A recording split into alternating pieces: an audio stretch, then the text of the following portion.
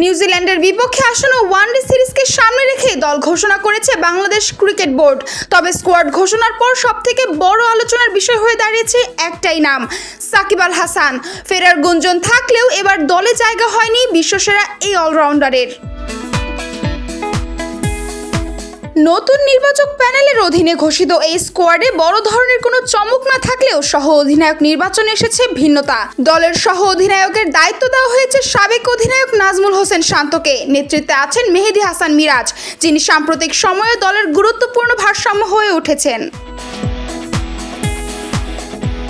নির্বাচকদের পরিকল্পনায় ধারাবাহিকতার ছাপ স্পষ্ট।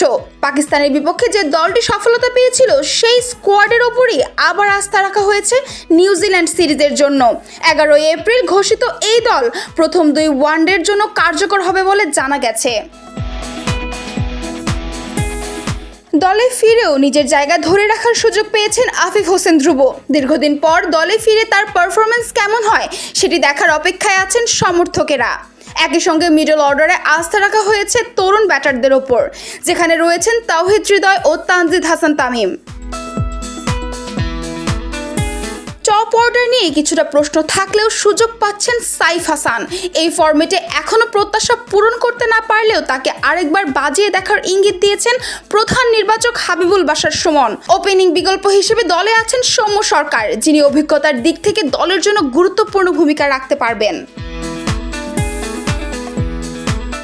উইকেট কিপার ব্যাটার হিসেবে থাকছেন লিটন দাস ও মাহিদুল ইসলাম অঙ্কন। বোলিং বিভাগে রাখা হয়েছে ভারসাম্য। পেস আক্রমণে নেতৃত্ব দেবেন তাসকিন আহমেদ, সঙ্গে থাকছেন মুস্তাফিজুর রহমান, শরীফুল ইসলাম ও নাহিদ রানা। স্পিন বিভাগে আছেন রিশাদ হোসেন ও তানভীর ইসলাম।